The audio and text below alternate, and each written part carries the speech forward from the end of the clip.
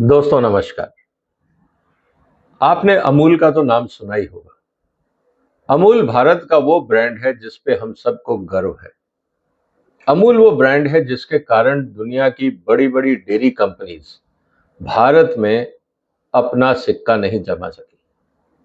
अमूल वो ब्रांड है जिसको देखकर आज हम ये कह सकते हैं कि भारत का जो कोऑपरेटिव मूवमेंट है वो दुनिया का सबसे अच्छा है। अमूल वो ब्रांड है जिसको देखकर आप बाकी बहुत सारे सेक्टर्स में सुधार कर सकें, एग्रीकल्चर में और बाकी सेक्टर्स में कोऑपरेटिव मूवमेंट को एस्टेब्लिश कर सकें। अमूल वो ब्रांड है जिसके कारण बहुत सारे मल्टीनेशनल ब्रांड कंज्यूमर्स के आगे इसलिए झुके क्योंकि जब भी वो दाम बढ़ाते थे तो कंज्यूमर अमूल की तरफ शिफ्ट होता था और दूसरी तरफ इन बड़ी-बड़ी कंपनियों को मनमर्जी से बाजार को एक्सप्लॉइट करने का मौका नहीं मिला। अगर हम ये कहें कि अमूल टेस्ट ऑफ इंडिया के साथ-साथ प्राइड ऑफ इंडिया भी है, तो इसमें कोई अतिशयोक्ति नहीं होगी। लेकिन लगता है कि अब एक सिस्टमैटिक तरीके से अमूल के ब्रांड को टारगेट करने का प्रयास किया जा रहा है। मैं इसलिए कह रहा हूं क्योंकि पिछले कुछ दिनों में जो मैंने ऑब्जर्व किया है, एज ए कंज्यूमर, शायद आपने किया हो या नहीं मुझे नहीं पता, लेकिन कहीं ना कहीं मुझे लगता है कि एक शायद ये सुनियोजित प्रयास हो कि अमूल के ब्रांड को कैसे बर्बाद किया जाए और इसके लिए आम आदमी को ये लगे कि अमूल के प्रोडक्ट की क्वालिटी अच्छी नहीं रही और वो दूसरे ब्रांड्स की तरफ आगे बढ़े। हो सकता है कि एक षड्यंत्र हो सकता है कि कुछ लोगों की लापरवाही के कारण अमूल के ब्रांड को चोट पहुंच रही है। इसीलिए आज के वीडियो में मैं आपके सामने दो एग्जाम्पल्स ऐसे रखूंगा जिसको लेकर मैं तो चिंतित हूं और ये बात मैंने अमूल के मैनेजमेंट को फोन पे बताई है कि आप लोग सजग हो जाइए, चेत जाइए, कहीं ऐसा ना हो कि कंज्यूमर्स की नजर में आपका ब्रांड खराब हो जाए और इसका नुकसान सिर्फ कंज्यूमर्स को ही नहीं, अमूल को ही नहीं, उनसे जुड़े हुए सभी किसानों को हो सकता है, भारत की ग्रामीण अर्थव्यवस्था को हो सकता है। इसीलिए इस बात को मैं लाइटली नहीं ले रहा हूं और यही कारण है कि मैं इस वीडियो को बनाने पे मजबूर हूं। उम्मीद है आप इस वीडियो को पूरा देखेंगे और मैं लाइव एग्जाम्पल के साथ आपको डिटेल में बताऊंगा और अगर किसी को ऐतराज हो तो हर लेवल पे इसका प्रूफ अवेलेबल है। आप इसको छोटी बात समझ के इग्नोर कर सकते हैं, लेकिन मैं इसको छोटी बात नहीं मान रहा हूं क्योंकि ये मेरे देश के सबसे इंपॉर्टेंट ब्रांड के ऊपर चोट है। दोस्तों, एज ए कंज्यूमर हम बहुत सारी चीजें ऑनलाइन ऑर्डर करते हैं और इस उम्मीद से ऑर्डर करते हैं कि ये चीजें अच्छी स्थिति में हमें मिलेंगी। थोड़े दिन पहले मेरे पास मेहमान आए थे, मैंने डिनर के समय आइसक्रीम ऑर्डर करी। आइसक्रीम हम लोग खाते ही। जब आइसक्रीम मेरे पास आई तो वो पूरी तरह से पैक थी, लेकिन जब उस प्रोडक्ट को खोला गया तो अंदर मेल्टेड आइसक्रीम थी और वो ब्रांड था अमूल। अब सवाल इस बात का है कि मैं as a dairy food technologist हूं, मैंने आइसक्रीम इंडस्ट्री भी चलाई है, आइसक्रीम फैक्ट्रीज लगाई भी है। आइसक्रीम तभी मेल्ट होती है जब उसकी कोल्ड चेन मेंटेन नहीं होती। इसका मतलब ये है कि जेप्टो जैसी कंपनी जिसको मैंने ऑर्डर किया था, उनके पास कोल्ड चेन का सिस्टम नहीं है। नहीं तो वो मेल्टेड आइसक्रीम मुझे नहीं मिलती और अगर वो मेल्टेड आइसक्रीम मेरे तक पहुंची है तो सोचिए वो कितने लोगों तक मेल्टेड आइसक्रीम पहुंची होगी, क्योंकि मेरे लिए अलग से तो वो कोई रेफ्रिजरेटर रखेंगे नहीं, डीप फ्रीजर रखेंगे नहीं और जो लॉट उनके पास आया होगा उन्होंने जहां पे भी उसको रखा होगा या तो उसका टेम्परेचर मेंटेन नहीं है या पावर कट के कारण वो सिस्टम डिफॉल्ट रहा। कोई भी गलती रही, नुकसान किसका हुआ? अमूल का, क्योंकि अमूल की आइसक्रीम मेल्ट हो गई। अगर वो मेल्टेड आइसक्रीम वापस अमूल चली जाती, प्रोडक्ट रिटर्न हो जाता, तब मैं समझ सकता था कि जो जेप्टो जैसी ई कॉमर्स कंपनियां हैं, इनको पता है कि इनकी सप्लाई चेन में कहां कब गड़बड़ हुई है और वो उसको वहीं रेक्टिफाई करें, ना कि कंज्यूमर तक पहुंचाएं। लेकिन वो डिफेक्टिव मेल्टेड प्रोडक्ट मेरे घर तक पहुंचा। क्या मैं उसको मेहमानों को खिला सकता था? नहीं। लेकिन रिएक्शन जो था वो ये था कि यार अमूल कैसी आइसक्रीम बनाता है। क्या गलती अमूल की थी? नहीं थी। बदनाम कौन हुआ? अमूल हुआ। गलती किसकी थी? ये ई कॉमर्स की कंपनियों की। अब मुझे ये बताइए दोस्तों कि ई कॉमर्स कंपनी किसी ब्रांड को बर्बाद कर सकती है या नहीं? एक एग्जाम्पल, उसके 3 दिन बाद मैंने दोबारा जेप्टो से एक और अमूल का प्रोडक्ट ऑर्डर किया और वो प्रोडक्ट है खीर। मैं इसलिए इस बात को बोल रहा हूं क्योंकि मैं अमूल के ब्रांड को भरोसा करता हूं। डेयरी प्रोडक्ट्स मेरी फेवरेट हमेशा चॉइस रहती है। उसी जेप्टो कंपनी को मैंने खीर का ऑर्डर दिया। आज भी इस प्रोडक्ट के ऊपर जो एक्सपायरी डेट है वो है 12 सितंबर 2024। अभी ऑलमोस्ट 10 दिन बाकी हैं एक्सपायरी के, लेकिन ये मैंने जो 4 प्रोडक्ट मंगाए थे ये अंदर से सड़ चुके हैं, बदबू मार रहे हैं। सवाल इस बात का है कि इस पे साफ साफ लिखा हुआ है कि आप इसको 4 डिग्री या उसके नीचे स्टोर करेंगे। ये बहुत क्लियर इंस्ट्रक्शन अमूल ने लिखी है, लेकिन जब ये प्रोडक्ट मुझे डिलीवर हुए तो ये रूम टेम्परेचर पे डिलीवर हुए। इसका मतलब जेप्टो जैसी कंपनीज को ये भी नहीं पता कि फूड स्टोरेज कैसे किया जाता है। और फिर एक बार और अमूल का नाम खराब हुआ क्योंकि ये प्रोडक्ट अंदर से बदबू मार रहा है, सड़ चुका है। बाहर से सही है लेकिन प्रोडक्ट सड़ चुका है। ये दोनों कंप्लेंट्स, और जो आइसक्रीम डिलीवर हुई थी वो इस पेपर बैग में डिलीवर हुई। क्या आइसक्रीम पेपर बैग में डिलीवर की जाती है? सवाल इस बात का है दोस्तों कि ब्रांड ओनर है अमूल। परेशान कौन हुआ? कस्टमर। अमूल और कस्टमर के बीच में कौन है? जेप्टो जैसी ई कॉमर्स कंपनी। इस ब्रांड की बर्बादी के लिए कौन जिम्मेदार हुआ? या तो अमूल या जेप्टो।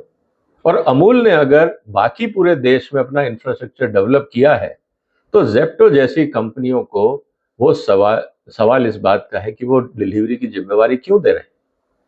और अगर उनको लगता है कि इससे सेल बढ़ेगी तो हकीकत ये है कि अमूल का ब्रांड बर्बाद हो रहा है।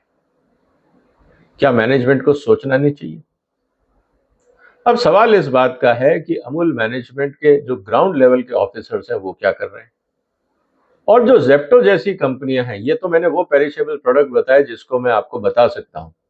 इसी तरह अगर आप मीट प्रोडक्ट्स हैं, जितने फ्रोजन प्रोडक्ट्स हैं, चिल्ड प्रोडक्ट डिलीवरी है, आप उसको रूम टेम्परेचर पर रख के अगर कंज्यूमर को देते हो तो जरूरी नहीं है ना कि हर चीज के अंदर आपको बदबू आए तभी आप उसको खराब मानोगे। ऐसे बहुत सारे नॉन वेजिटेरियन प्रोडक्ट है जिसके अंदर पैथोजन ग्रो हो सकता है, टॉक्सिन प्रोडक्शन हो सकता है, आदमी खा के बीमार पड़ सकता है। और जिम्मेवार कौन होगा? ब्रांड या जेप्टो? सोचिए इसके बारे में। Consumer public health at risk. लोगों की जिंदगी से खिलवाड़ हो रहा है ई कॉमर्स की कंपनियों के द्वारा, क्योंकि इन्होंने ना तो अपने यहां इंफ्रास्ट्रक्चर रखा है, ना इनके पास लोग हैं। और जो लोग डिलीवरी करने आते हैं, आप भी अगर ऑर्डर करते हैं तो आपको पता है कि वो बेचारे गरीब लोग हैं जिनको सिर्फ स्कूटर या मोटरसाइकिल चलाना आता है और वो डिलीवरी करते हैं। उनको कोई मतलब नहीं है फूड सेफ्टी से, उनको कोई मतलब नहीं है कोल्ड चेन से। उनके लिए पत्थर और आइसक्रीम एक ही चीज है। जैसे वो आलू लेके आते हैं वैसे ही वो आइसक्रीम लेके आते हैं। जेप्टो के मैनेजमेंट को perishable products, frozen products, chilled product में कोई समझ नहीं आता। जिस तरह से वो साबुन रखते हैं, बाकी नॉन पेरिशेबल चीजें रखते हैं, डिटर्जेंट्स रखते हैं, उसी तरह से वो फूड भी स्टोर करते हैं। ये है हकीकत। अब सवाल इस बात का है कि इसमें सुधार कैसे किया जाए। पहला, फूड सेफ्टी अथॉरिटी को तुरंत डिलीवरी सिस्टम के लिए गाइडलाइंस इशू करनी चाहिए कि किस तरह से फूड स्टोर होगा ई कॉमर्स कंपनीज के वेयर हाउसेज में। उसकी बकायदा गाइडलाइन हो। सारे e commerce warehouses CCTV कैमरे की निगरानी में हो और उसका एक्सेस ब्रांड ओनर्स को दिया जाए ताकि वो देख सकें कि उनका प्रोडक्ट ढंग से रखा गया है या नहीं। हर डिस्ट्रीब्यूशन सिस्टम जो भी ई कॉमर्स कंपनी का है, वहां पे डेटा लॉगर मैंडेटरी होना चाहिए कि क्या टेम्परेचर मेंटेन किया जा रहा है। अगर ऐसा नहीं है तो एक तरफ ब्रांड खराब होगा, दूसरी तरफ इम्प्रॉपर स्टोरेज के कारण पेरिशेबल फूड आइटम्स में, दूसरे फूड आइटम्स में फूड पैथोजेंस पैदा होंगे जिसके कारण लोग बीमार पड़ेंगे। तो ये गाइडलाइन बहुत जरूरी है। इसके अलावा जो ब्रांड ओनर्स हैं उनको ये बात समझनी होगी कि उनको इन वेयर हाउसेस की रेगुलर मॉनिटरिंग करनी होगी, जैसे वो बाकी डिस्ट्रीब्यूशन चैनल की करते हैं। आप ये मत समझिए कि ये जो ई कॉमर्स कंपनीज हैं इन्होंने कोई बहुत ज़्यादा हाईली क्वालिफाइड लोग हायर किए हुए हैं। वो सिर्फ टॉप मैनेजमेंट है दिखाने के लिए। वो ब्रांडिंग और वैल्यूएशन का खेल है कि जब कोई इन्वेस्टर्स आएगा तो दिखाएंगे कि हमारे पास कितने बड़े बड़े अच्छे अच्छे लोग हैं। ये सिर्फ वैल्यूएशन का खेल है। जमीनी हकीकत पर जो लोग एंगेज हैं, चाहे वो वेयर हाउस मैनेजमेंट में या डिलीवरी सिस्टम में, उनको खुद ही नहीं पता कि वो कौन सा प्रोडक्ट हैंडल कर रहे हैं और कैसे कर रहे हैं। मैं इन डिलीवरी बॉय से जब बात करता हूं तो बहुत कुछ चीजें समझ में आती। तो दोस्तों, ये दो एक्सपीरियंस ऐसे थे जो मुझे लगा कि हिंदुस्तान की कंपनियां जो इतनी मेहनत करती हैं ब्रांड बिल्डिंग में, उनको इस तरह की कंपनियां जो सिर्फ मुनाफे के लिए, कमीशन के लिए किसी भी हद तक मिसमैनेजमेंट कर सकती होंगी, उससे आपके ब्रांड को खतरा है। और जो फूड सेफ्टी अथॉरिटीज हैं उनको जागना होगा। अगर वेयर हाउसेस ठीक नहीं हैं, इस तरह के स्टोरेज सिस्टम ठीक नहीं है, तो फिर फूड सेफ्टी आप कैसे इंश्योर करोगे? अगर इंस्पेक्टर सिर्फ मंथली इकट्ठी करने जा रहे हैं तो बात अलग है, जैसा होता है। जब मैं फैक्ट्री चलाता था मेरे पास भी इंस्पेक्टर आते थे और उनकी एक ही डिमांड होती थी कि सब कुछ फिक्स कर लेते हैं। इसमें कोई दो राय नहीं है। हर फूड बिजनेस ऑपरेटर जानता है कि फूड सेफ्टी सिस्टम रिश्वत के बगैर नहीं चलता है। कोई भी इंस्पेक्टर आपके यहाँ सुधार करने नहीं आता, वो अपना मंथली इकट्ठा करने आता है। ये दुख की बात है। एक आधा कुछ एक एक्सेप्शन हो सकते हैं, मैं नहीं कहता 100%, मैं कहता हूं majority come to collect bribe. और जो ईमानदारी से काम करते हैं उन बेचारों को शायद कोई पूछता नहीं, उनको प्रमोशन भी नहीं मिलती होगी। तो सवाल इस बात का है दोस्तों कि ब्रांड अगर आपका है या आप कंज्यूमर हैं, तो मेरा सबसे पहले निवेदन तो यह है कि आप जो भी कोल्ड चेन वाले प्रोडक्ट हैं या फ्रोजन प्रोडक्ट्स हैं, वो आप ई कॉमर्स कंपनी से मंगाना बंद करें, क्योंकि आपको नहीं पता कि वो कब लाइट चली गई, वो प्रोडक्ट कब सड़ गया, आपको मिला, हो सकता है बाद में लाइट आ गई, दोबारा प्रोडक्ट ठंडा हो गया, जम गया, लेकिन जितनी देर वो रहा आउट ऑफ कोल्ड चेन, उसमें रिस्क हो गया, उसमें बैक्टीरिया पैदा हो गया, उसमें पैथोजन पैदा हो सकता है। आपकी जिंदगी खतरे में, आपकी सेहत खतरे में। पैसा तो वो रिफंड कर देंगे खाना पूरी के लिए, लेकिन क्या आपकी सेहत को वापस कर पाएंगे? तो जहां तक हो सके ई कॉमर्स कंपनी से कोल्ड चेन वाले प्रोडक्ट ऑर्डर ना करें अगर आपको अपनी सेहत की चिंता है। थोड़ी मेहनत है, आउटलेट पे जाइए, अपनी पसंद का प्रोडक्ट लेके आइए। इससे वो ब्रांड भी बचेगा, आपकी सेहत भी बचेगी। बाकी मर्जी आपकी है, क्योंकि सेहत आपकी है।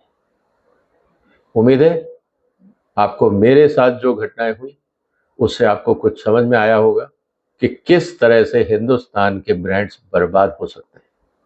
और ब्रांड ओनर्स को समझना होगा कि कस्टमर जेप्टो को या डिलीवरी बॉय को दोष नहीं देगा, वो दोष देगा ब्रांड को। जो प्रोडक्ट उसने खरीदा है, जब वो खाएगा और इस्तेमाल करेगा तब वो कहेगा कि यार ये तो ब्रांड में इतना गंदा प्रोडक्ट कैसे आया।